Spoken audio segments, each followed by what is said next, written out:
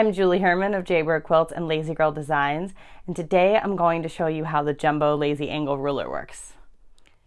The lazy angle block is composed of two pieces. The larger part we refer to as A, and the smaller part we refer to as B. When you put them together, it creates a lazy angle block. The lazy angle itself goes from the corner to the middle of one side of a square. Making lazy angle blocks is simple. Go ahead and cut the strip, cut your pieces, and make your block. So if you want a 4-inch finished block, 4.5 inches unfinished before it's sewn into your quilt, going to cut 4.5-inch strips. So I'm going to take my fabric and I'm going to open it up. We're going to work with one layer at a time. And one quick note is I am right-handed, so if you're left-handed, this is going to be backwards for you. Suggest you watch the video and then go ahead and practice cutting and let me know if you have any questions. So now that I have my 4.5-inch strip cut, the first thing I need to do is take off my selvage and square up my edge. And I can do that with my ruler this way or this way. This is the only ruler that you need for cutting lazy angle blocks. So I'm just lining up my square edge of my ruler here and trim just a little bit.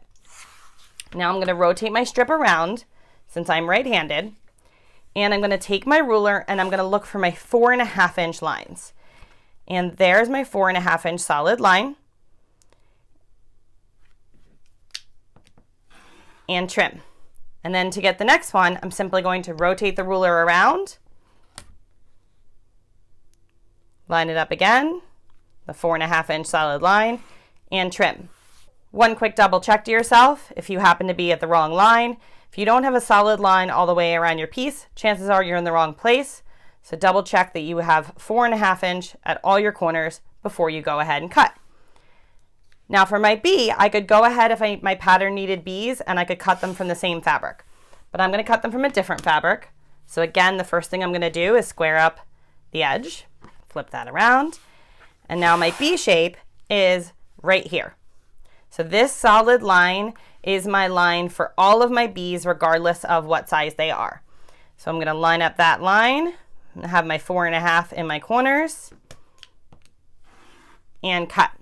And now for my next piece, instead of rotating it as I did for the other shape, I'm going to flip my ruler over. I'm going to take my ruler and flip it so that I can't read the words jumbo lazy angle, but what I can still read is 4.5. There are numbers printed so that you can see them when you are looking at the ruler from the back.